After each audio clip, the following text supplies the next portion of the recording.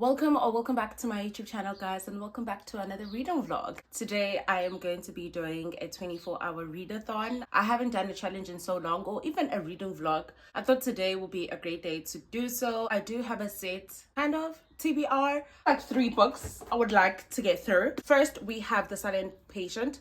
Is a book written by a man. If you've been on this channel, you know that most of the authors that I do read are women, and I haven't read a book written by a man in a while. So this should be interesting, and I've seen a lot of people say this book is amazing. I don't read a lot of thrillers. I don't like being nervous and anxiety. So things that give me suspense, things that put me at the edge of my seats, make my heart like boom, boom, boom, boom all the time, I don't like to associate, okay? It's about this patient who she witnessed something. She hasn't spoken since she witnessed that thing. So she goes to this therapist, and I think we get the point of view of the therapist, if I'm not mistaken, because apparently the therapist is the only person who can make her speak. Something along those lines. I'll tell you when I read about it. A book that I'm currently in the middle of, My Sister the Serial Killer by Oyinkani. We are following Korende. Korende is a nurse at this hospital, and she has a sister, Ayola, who is on a killing spree. Ayola is a self-entitled, typical last-born, okay? She is treated as a damsel even by her mother. She is 20-something years old. Spare me. There's so many questions that I do have. Like, first of all, what happened to their father? Second of all, what's all about this knife? There's a story there. My last question, will Korende finally slap the shit out of Ayola? Because try Jesus. Don't try me because I got hands. He has this patient at the hospital who's currently in a coma. He talks everything to this patient, and I'm scared. What if this man wakes up and starts spilling the beans? I have an idea of how this book is going to end, and if it ends like that, I'm gonna be pissed. The writing is so well, the chapters are so short. I am enjoying this. I love the writing style. I'm really looking forward to know what really happened to their father and the connection with the knife. Last book that I do have on this TBR is Sarah and the Sun by Kazu Ishiguro. One of my faves. I like this book, and I'm scared. This book has mixed reviews, so it's making me nervous because, like, will I like it or will I hate it? I don't think I will be in between. Without further ado, you guys, let's get into this reading vlog.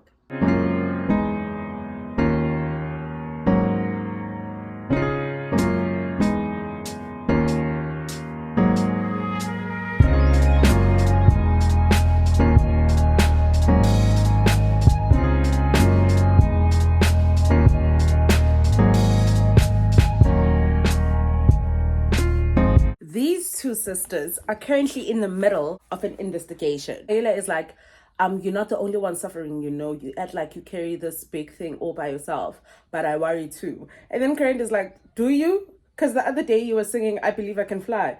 And Ayola shrugs, it's a good song. And seriousness Ayola has towards the situation is just bizarre. She's just like so oblivious to this whole thing. She's just like, it will pass. And it's like, no ma'am, it's not. And they mentioned something about their father, and I'm like, oh my God. I know Ayola killing is related to their father. I just know it.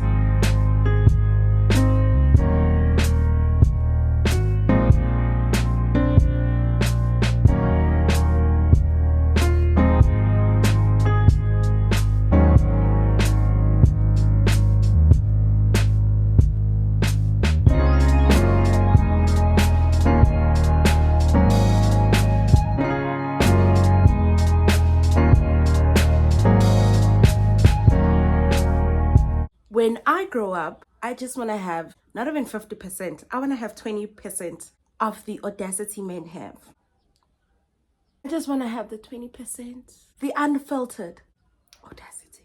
This man brought his concubine back into the home he shares with his wife and his children, and they slept in his bedroom with his wife and his 2 kids under the same roof.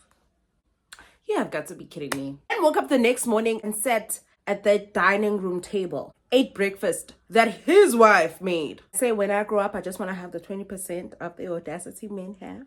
Anglik, anglal, serious. I've only read for like 40 minutes. So I've read, oh my gosh, I read so slow. I've read like 14 pages in 40 minutes. I'm so slow.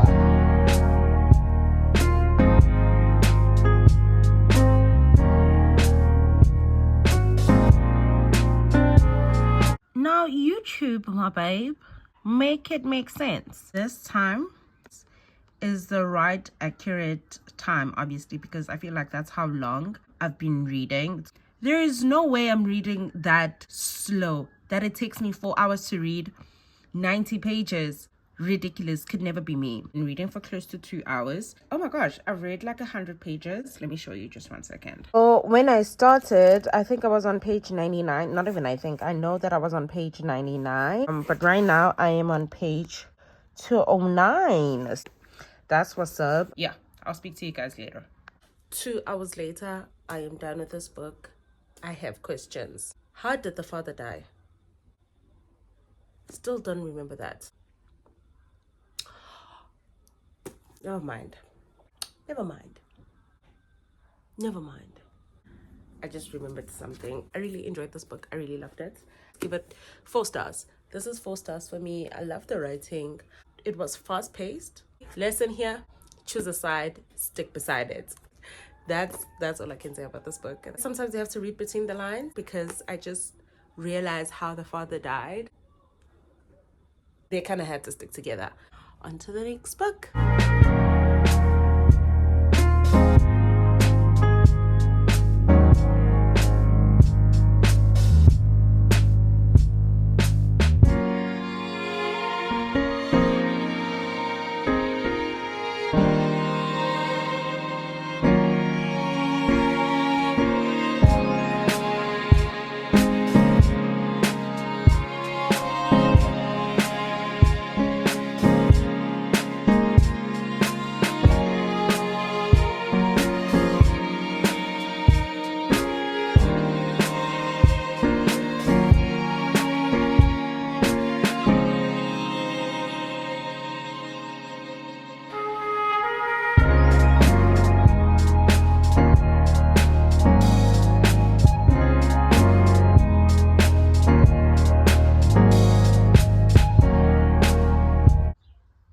Why would you say this? Why would you say this? Okay. Suspect number 1. Like 4 was in. I'm on page 125. This book started so slow. It started slow. I was sleeping at some point. Now it's like stressing me out. This is why I don't read suspense or thrillers. Because now I'm stressed out.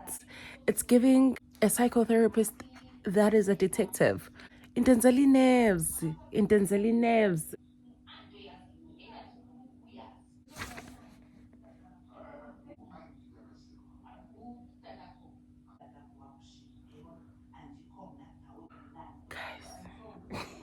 This is making me so fucking nervous.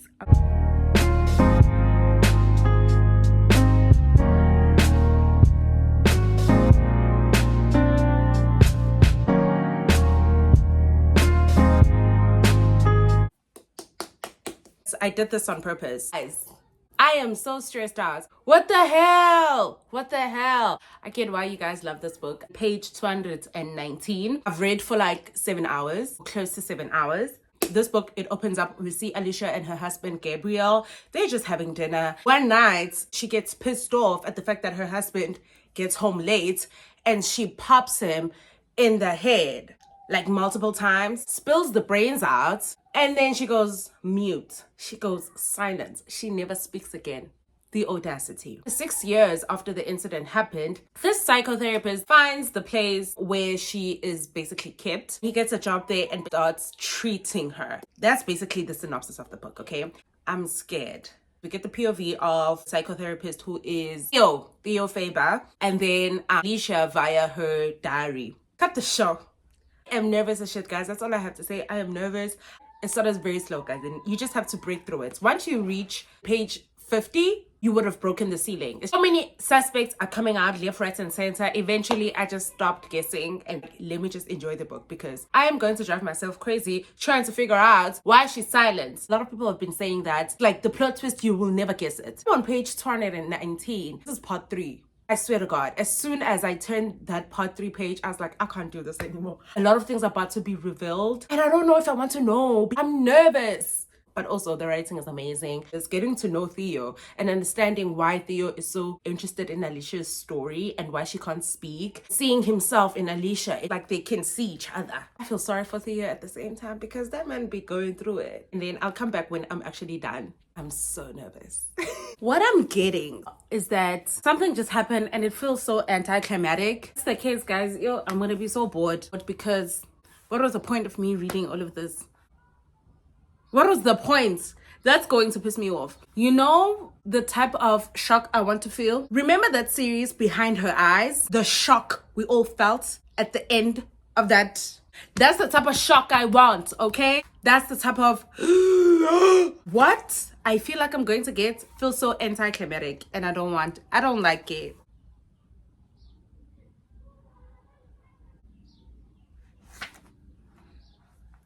Also, another thing, things are happening. Like, yo, can we just get to the boom? Can we just get to the bomb? This buildup is making me so nervous.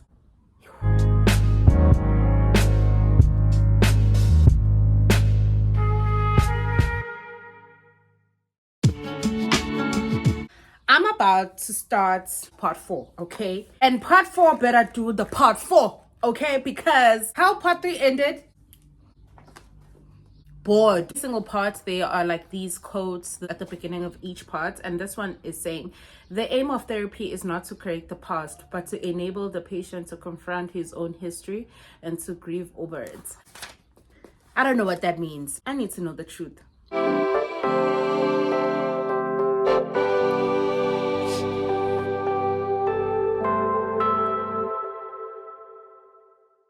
I don't know why I want to cry, but I did not see that coming.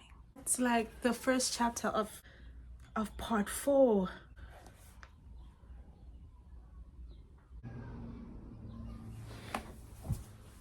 Show him the diary.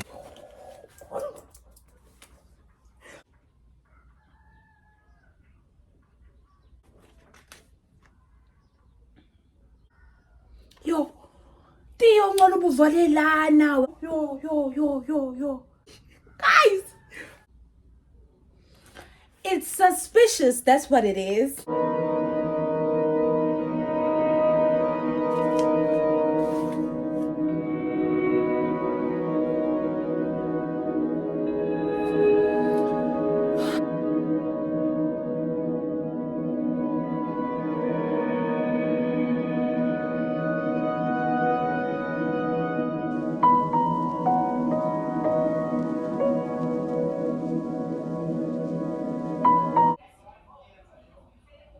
Oh my gosh, what if he's the one? What if he's the one? What if he's the one?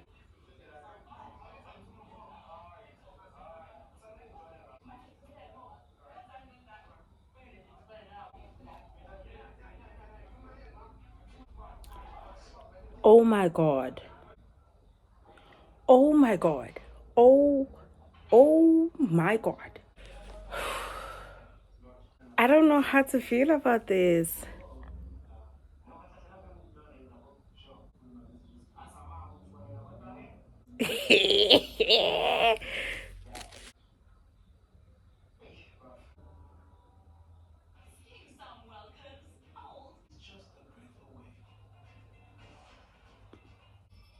Guys, yo, hey. What? What? This is crazy. This is crazy. I can't believe this. Someone has to say psych. Someone has to say psych and change this thing because this cannot be it.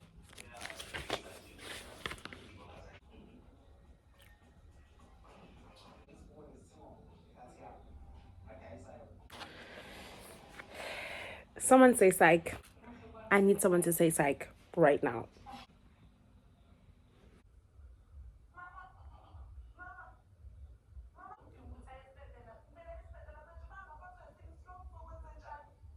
Oh.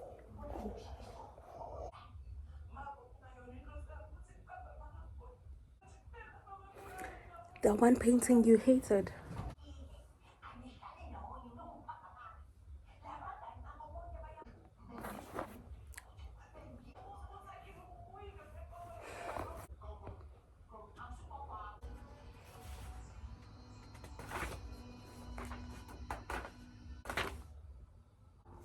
Are you kidding me?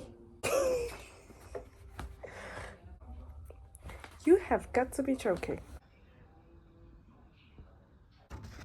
Anyways, I've been reading for close to 9 hours. What the fuck, Bazalan? I was gonna wait until the morning. What the hell? What the hell? The build-up was amazing. The build-up was great. The build-up had me at the edge of my seat. I was nervous. My heart was racing. But I'm mad because that ending, there were some moments. I mean, you saw my reaction. You saw my face. I was shook. Valid. Also, that was it. Could have done better. I have watched Behind Her Eyes, Gone Girl, Sharp Objects, The Girl on the Train. All of those, 8. The shocked. This came flat. The plot twist didn't live up to my expectations. This is a 3.5 for me, and I'm not sorry. The build-up was amazing though. I'll give Alex that. For him to land, crushed. I had huge expectations. He didn't live up to it. I'm sorry. Thanks. I was saving this for another video. I'm just gonna read it tonight because I need to forget about that. This is a second chance romance. That's all I know about it. I don't like second chance romance. Only 2 authors have made me like second chance romance, and that was Kennedy Ryan and Tia Williams. Will Miss Emily Henry do it for me? Let's go.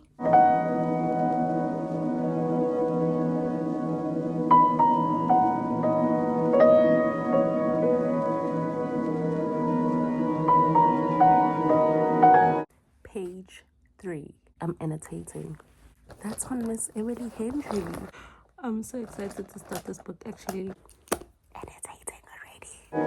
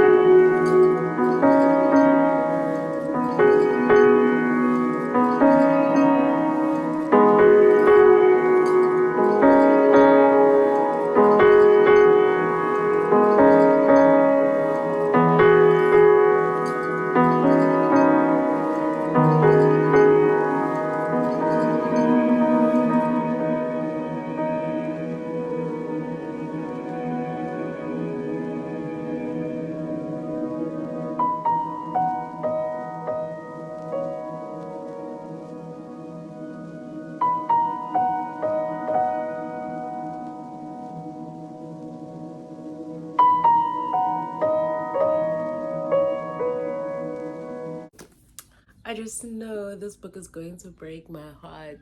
Guys, I'm currently on page 101. Oh my god. I have been smiling like an idiot. The banter is so good. Emily Henry, I thought you guys were just hyping her up. I think this one is going to be my favorite Emily Henry. I don't like small fonts. Small fonts irritate me, but I don't feel it. Yo, this book is redeeming this reading vlog for me. Still processing The Silent Patient, but this book, I just love it. I love romance. I love romance, and I deserve it too.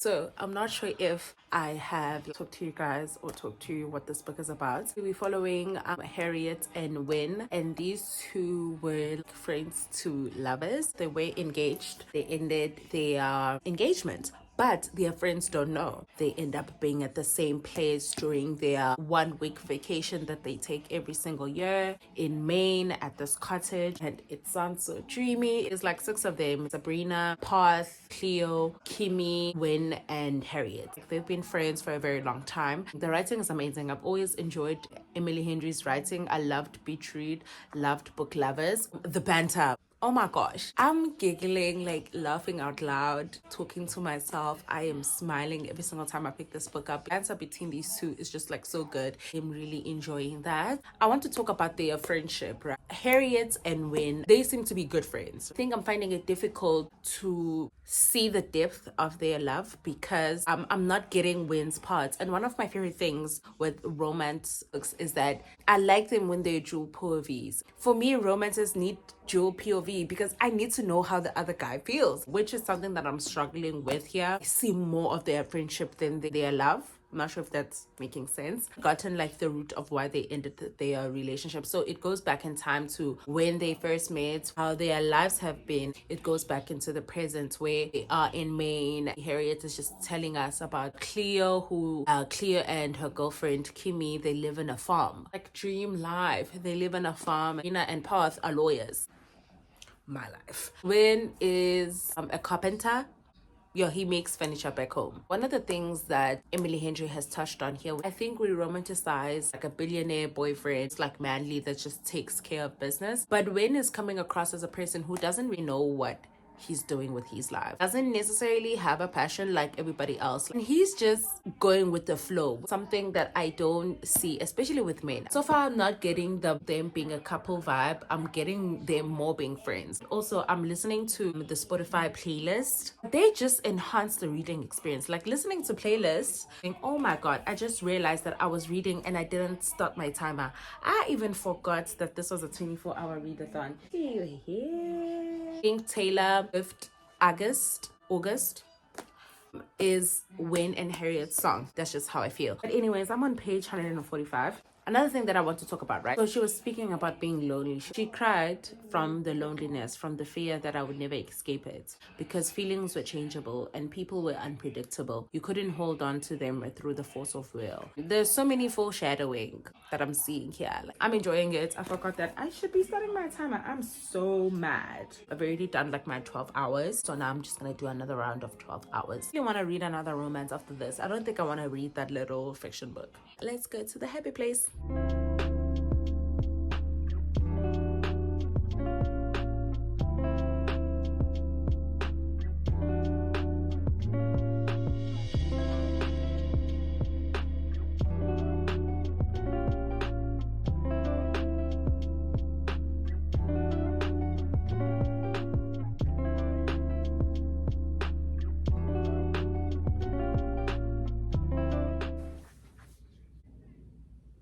I've been reading for like 16 hours basically for this 24-hour readathon, and currently on page 307, right? So far we're getting how everybody met and how their relationship have been and why they broke off their engagement. Last night when I was reading this book, I had this huge deep sadness, sobbed a little bit. I related to Harriet's upbringing in a way. Things that she mentioned, the things that she talked about are things that hit home for me. I think for Harriet growing up, she had to suppress a lot of feelings. Eventually, Win is struggling with knowing his self-worth. Self-pity party. Yeah, I'm not good enough. I don't have anything going for myself to be this ambitious person. Like, you want to be this person because of what you see other people do. It's not necessarily what you want. Just because your girlfriend is a surgeon doesn't mean you also need to be a surgeon. Like, you're not good at it. Like, that's okay. It's kind of annoying me a little bit because he's just like, I feel like he's such a crybaby. Like, get over it. The thing that I'm very much invested here is the friendship. Is where I'm at right now. It's breaking my heart because I'm so stressed. You know, with romance books that you will always get a happily ever after. I don't see it here.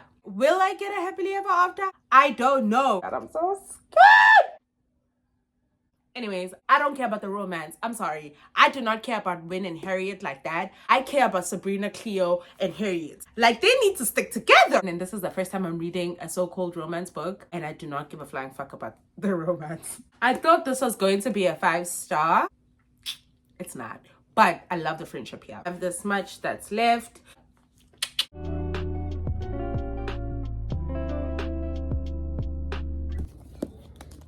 18 hours into my 24-hour readathon, and I just finished A Happy Place, and I'll talk to you guys about it like later, but I really wanted to start a romance. I think Nicholas Sparks may just be the only man that I like writing romance. Yeah, I've never actually seen Nicholas Sparks' face. I don't know what he looks like. I don't know why that piece of information just shocked me. But if you had one wish, what would you wish for? Maggie hasn't told this story in years. More than 2 decades ago, she fell in love. She was 16 and far from home, waiting to give her baby up for adoption. Bryce showed Maggie how to take photographs, and he didn't judge her for the way her belly swelled under her jumper. They had the perfect first kiss. Theirs was a once-in-a-lifetime kind of love. Now, as Maggie sits by a Christmas tree in her gallery telling her story, surrounded by the photographs that made her famous, the photographs Bryce never saw, her new gallery assistant asked her a question. If she had one wish, what would she wish for this Christmas? Maggie always thought she knew the answer to that question. Before she can say, I'd go back to that winter with Bryce, she stops herself. It's all she has ever wanted, but suddenly there is something else she wants. I know I am going to cry. Am I ready for this? I'm excited. Let's get into it.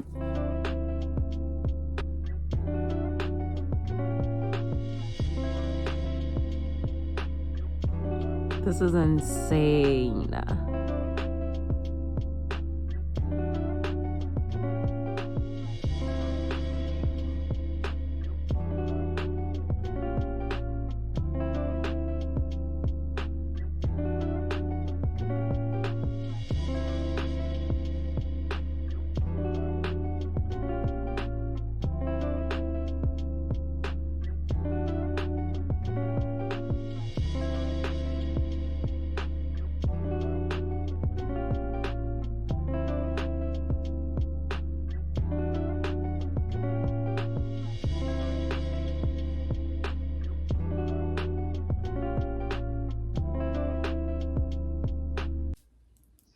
I am back, and this is the last insert of this video. This reading vlog took place in a couple of days. I was just starting the timer whenever I could read. I finished my 24 hours and I'm currently on page 141 of The Wish by Nicholas Sparks. This was a pleasant surprise. I'm enjoying it so much. I am loving the writing. I know something will break me because already it opens up with Maggie, who is 36 years old, and she finds out that she has cancer. She is a photographer, and she finds this assistant for her gallery. During Christmas time, they basically just get to hang out, just the two of them, and she starts telling him the story, how she met this young man when she was 16.